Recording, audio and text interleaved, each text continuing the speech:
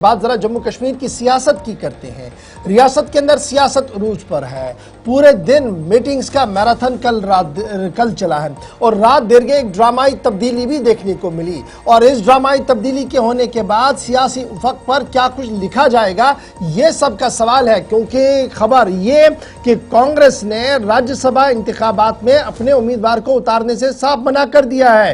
कांग्रेस ने यह साफ कर दिया कि जो सीट नेशनल कॉन्फ्रेंस की तरफ से उन्हें ऑफर की जा रही थी वो रिस्की सीट है, वहां पर जीत शायद मुमकिन नहीं है। इसलिए कांग्रेस अपना तमाम चीज स्टेक पर नहीं लगा सकती है, इसलिए वो बाहर आएंगी। कांग्रेस की तरफ से यह साफ कर दिया गया था कि जिस सीट का मुतालबा था वो सूबा कश्मीर की थी, जहां पर उन्हें यह लग रहा था कि शायद वहां से कोई क्लियरेंस मिल सकती है। लेकिन कल पूरे दिन कभी मीटिंग्स का मैराथन चला, दिल्ली से लेकर जम्मू कश्मीर तक यह सिलसिला चला, जिनमें सोनिया गांधी, मल्लिकार्जुन खड़गे, doctor Farooq Abdullah, Omar Abdullah behind the scenes बात कर रहे थे। और दूसरी तरफ से जेकेपीसीसी ऑफिस पर कांग्रेस के सीनियर लीडरान सर जोड़कर बैठे थे कि क्या कोई हल निकल सकता है या नहीं, और अगर इस ज़िमन में हमने आगे बढ़ना है तो क्या यह सीट उनके लिए मुफीद होगी या नहीं। लेकिन रात देर गए प्रदेश कांग्रेस कमेटी के सदर तारिक हमीद कर्रा ने इस बात का ऐलान कर दिया कि वो इस इंतखाबी दंगल से बाहर रहेंगे। तो इस तरीके से नेशनल कॉन्फ्रेंस ने 3 उम्मीदवार उतारे हैं, चौथी सीट कांग्रेस को दी थी। उमर अब्दुल्ला, नासिर हुसैन की मुलाकातें भी कोई ज्यादा बेहतर रद्दअमल नहीं दिखा पाई। मल्लिकार्जुन खड़गे और सोनिया गांधी साहिबा की जो हमारे पास खबर है डॉक्टर फारूक अब्दुल्ला के साथ बातचीत हुई थी, वो भी ज्यादा ब्रेक थ्रू नहीं हुई। लेकिन अभी तक नेशनल कॉन्फ्रेंस का कोई रिस्पॉन्स पूरे मामले पर नहीं आया है। तो बड़ी बात कि राज्यसभा का इंतखाबात दंगल आज सज रहा है, लेकिन उससे पहले जरा ये याद रखिएगा कि क्या इत्तेहाद में सब कुछ ठीक ठाक है और क्या कांग्रेस को इतना हल्का जम्मू कश्मीर में लिया जा रहा है, यह भी एक बड़ा सवाल है। और तीसरा बड़ा सवाल यह है कि राज्यसभा के अंदर आज क्या कुछ हो सकता है जब आज नॉमिनेशंस फाइल होंगी और फिर आगे जाकर चुनावी दंगल सजेगा। रविंदर शर्मा साहब प्रदेश कांग्रेस कमेटी के तर्जुमान आला हमारे साथ हैं, सहाफी भी हैं और हालात वाक़ात को गहराई से समझते भी है, जानते भी है। शर्मा साहब बहुत शुक्रिया जी ज्वाइन करने के लिए। बड़ा सवाल यही है कि कल पूरे दिन मीटिंग्स रही, कोर कमेटी की मीटिंग रही, फिर आप अपने तरीके से भी मिलते रहे, दिल्ली से लेकर जम्मू कश्मीर तक गर्माहट रही। लेकिन ये गर्माहट बैक वक्त माइनस टेम्परेचर में चली गई और फिर तारिक हमीद कर्रा साहब का ये कहना कि हम तो दंगल में आएंगे ही नहीं जनाब, कोई नेगोशिएशन पार्ट सही बना नहीं। क्या वाकई तौर पर नेशनल कॉन्फ्रेंस ने कोई बात कांग्रेस की नहीं सुनी? देखिए, बात यह है कि जो नेशनल कॉन्फ्रेंस की तरफ से हमारी आला हाईकमान को कन्वे किया गया था, एश्योरेंस दिया गया था कि सेफ सीट के लिए बात हुई थी कि एक सीट दी जाएगी। और हमारा मायना यही था कि सेफ सीट या तो नंबर 1 है, या तो नंबर 2 है, या एटलीस्ट नंबर 3 है, क्योंकि उसके लिए पूर्ण बहुमत है। और चौथा नंबर सीट भी कोलिशन जीत सकती है, अभी भी जीत सकती है, अगर वहां सही अर्थमेटिक और टेक्निकल स्ट्रेटेजिक काम किया जाता। लेकिन शायद कांग्रेस आला कमान को ये पता था कि एक सेफ सीट हमको कह दिया गया है और सिर्फ कैंडिडेट की सिलेक्शन करनी है। लेकिन देखते देखते जब एक तरफा इन्होंने ऐलान कर दिया, उसके ऊपर कोई बात नहीं हुई, कहाँ कम्युनिकेशन गैप रहा और कहाँ ये प्रॉब्लम रही। क्योंकि हमें जो बताया गया कि कांग्रेस के आला हाईकमान पे, नेशनल कांग्रेस के आला हाईकमान ने इस तरह का बात कही है। और उसके बाद ये एक तरफा ऐलान होने के बाद थोड़ा सा कंफ्यूजन पैदा हुआ, क्योंकि चौथी सीट पे स्ट्रॉन्ग कंटेस्ट है, हालांकि नंबर बीजेपी के पास कम है। और इसलिए मगर चूंकि जो बात कही गई थी उसके बाद ऐलान हो गया, तो उसके बाद मैराथन मीटिंग हुई 6 घंटे की। हमने पूरे कोलिशन सिस्टम और कई चीजों पे एक दिन की चर्चा की है और वो अलग बात है।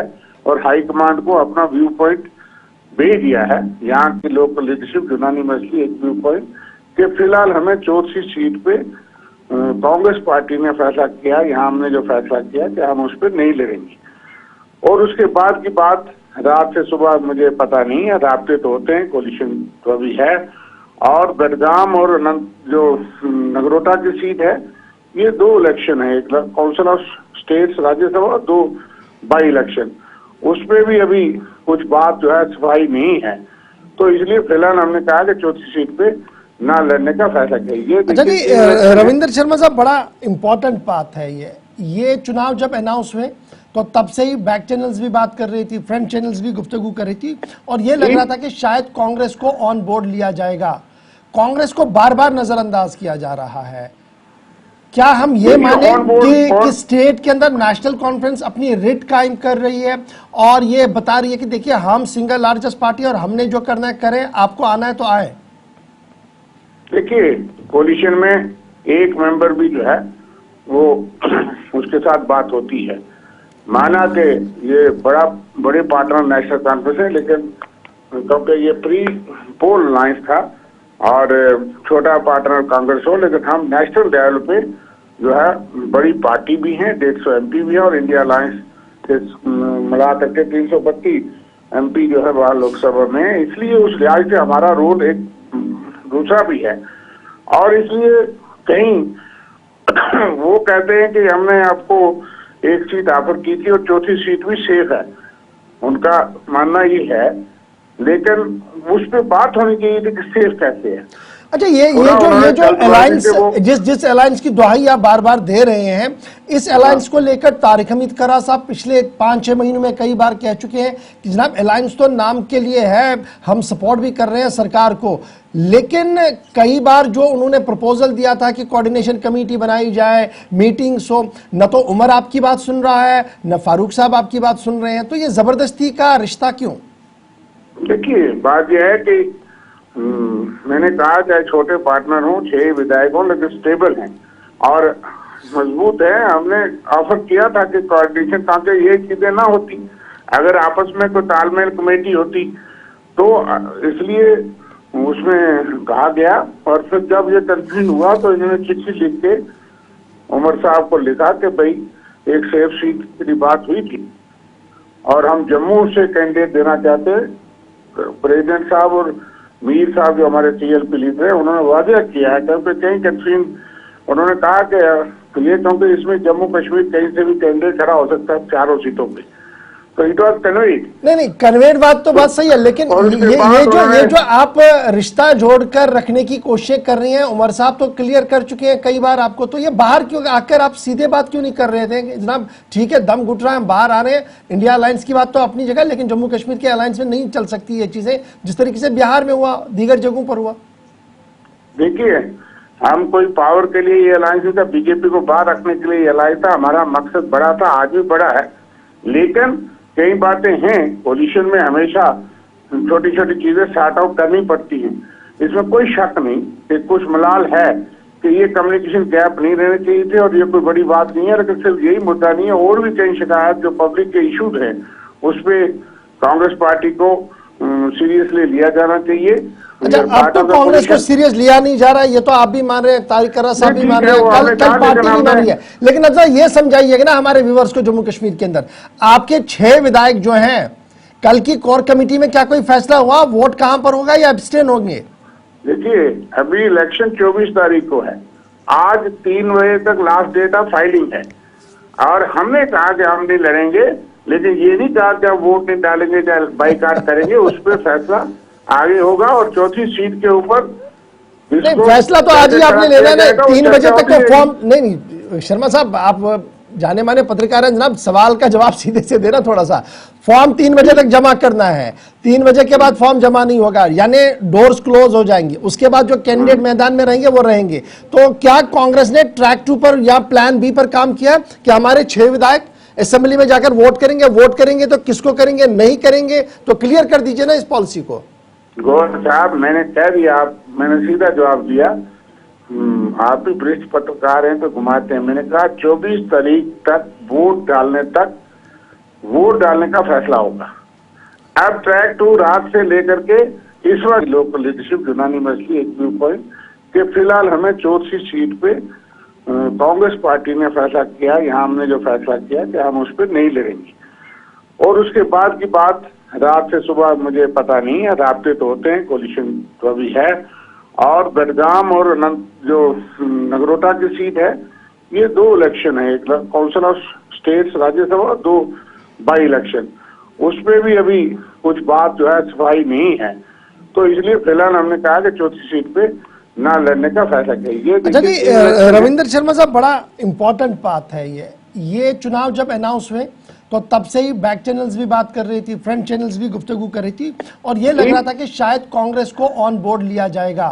कांग्रेस को बार बार नजरअंदाज किया जा रहा है। क्या हम ये माने कि स्टेट के अंदर नेशनल कॉन्फ्रेंस अपनी रिट कायम कर रही है और ये बता रही है कि देखिए हम सिंगल लार्जेस्ट पार्टी और हमने जो करना है करें, आपको आना है तो आए? देखिए, कोलिशन में एक मेंबर भी जो है वो उसके साथ बात होती है। माना कि ये बड़े पार्टनर नेशनल कॉन्फ्रेंस है, लेकिन क्योंकि ये प्री पोल लाइंस था और छोटा पार्टनर कांग्रेस हो, लेकिन हम नेशनल लेवल पे जो है बड़ी पार्टी भी है, 150 एमपी भी है और इंडिया अलायंस से मिला करके 332 एमपी जो है वहाँ लोकसभा में है। इसलिए उस लिहाज से हमारा रोल एक दूसरा भी है। और इसलिए कहीं वो कहते हैं कि हमने आपको एक सीट ऑफर की थी और चौथी सीट भी सेफ है, उनका मानना ये है, लेकिन उस पर बात होनी चाहिए थी कि सेफ कैसे है। अच्छा, ये जो अलायंस, जिस अलायंस की दुहाई आप बार बार दे रहे हैं, इस अलायंस को लेकर तारिक हमीद करा साहब पिछले 5-6 महीनों में कई बार कह चुके हैं कि जनाब अलायंस तो नाम के लिए है, हम सपोर्ट भी कर रहे हैं सरकार को, लेकिन कई बार जो उन्होंने प्रपोजल दिया था कि कोऑर्डिनेशन कमेटी बनाई जाए, मीटिंग्स हो, न तो उमर आपकी बात सुन रहा है न फारूक साहब आपकी बात सुन रहे हैं, तो ये जबरदस्ती का रिश्ता क्यों? देखिए, बात यह है कि मैंने कहा चाहे छोटे पार्टनर हों, 6 विधायक हों, लेकिन स्टेबल हैं और मजबूत है। हमने ऑफर किया था कि कोऑर्डिनेशन, ताकि ये चीजें ना होती, अगर आपस में कोई तालमेल कमेटी होती तो इसलिए उसमें कहा गया। और फिर जब ये कंफ्यूजन हुआ तो इन्होंने चिट्ठी लिख के उमर साहब को लिखा कि भाई एक सेफ सीट की बात हुई थी और हम जम्मू से कैंडिडेट देना चाहते हैं। प्रेसिडेंट साहब और मीर साहब जो हमारे टीएलपी लीडर है, उन्होंने वादा किया है क्योंकि कहीं कंफ्यूजन, उन्होंने कहा कि ये क्योंकि इसमें जम्मू कश्मीर कहीं से भी कैंडिडेट खड़ा हो सकता है 4 सीटों पे, तो इट वॉज कन्वेड। नहीं, कन्वेड बात तो बात सही है, लेकिन ये जो आप रिश्ता जोड़कर रखने की कोशिश कर रही हैं, उमर साहब तो क्लियर कर चुके हैं कई बार आपको, तो ये बाहर क्यों आकर आप सीधे बात क्यों नहीं कर रहे थे? जनाब ठीक है, दम घुट रहा है, हम बाहर आ रहे हैं, इंडिया अलायंस की बात तो अपनी जगह, लेकिन जम्मू कश्मीर के अलायंस में नहीं चल सकती ये चीजें जिस तरीके से बिहार में हुआ, दीगर जगहों पर हुआ।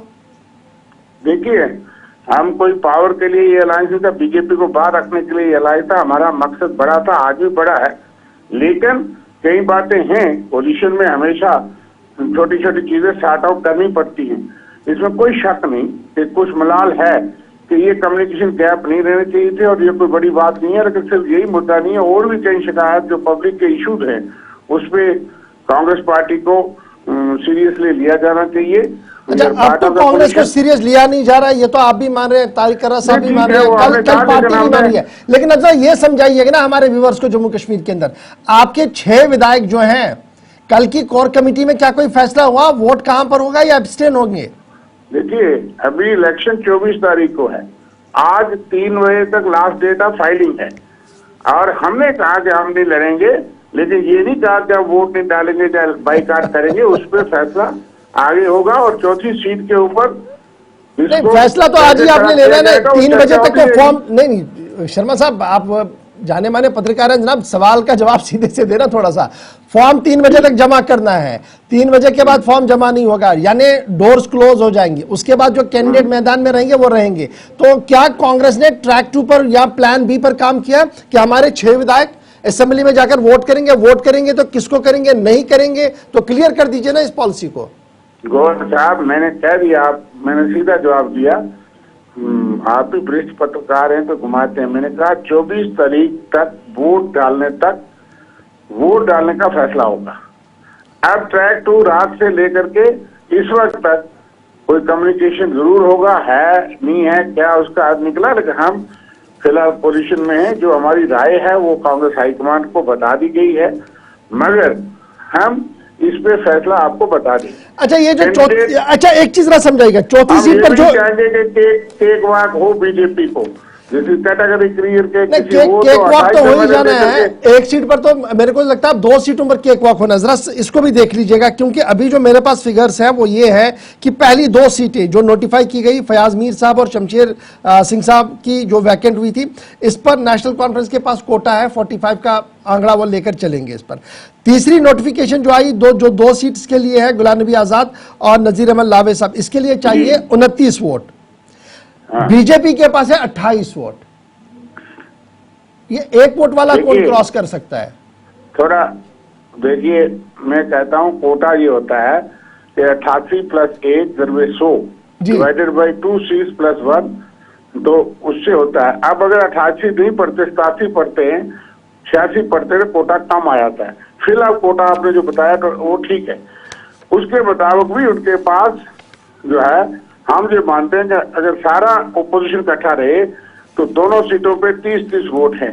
तो बीजेपी के पास कहां से आएंगे 2 वोट, वो जरा बता दें कि कहां से गुप्त अलायंस है, कहां से गुप्त रिश्ता है। ये बड़ा वो सवाल है कि दावे ये जो 2 वोट वाला मामला है, ये कहां से पड़ना है, कौन आएगा। बहुत शुक्रिया जी रविंदर शर्मा साहब। दिन में दोबारा आपके पास आएंगे, गुफ्तगू करेंगे कि कांग्रेस की नई स्ट्रेटजी क्या है।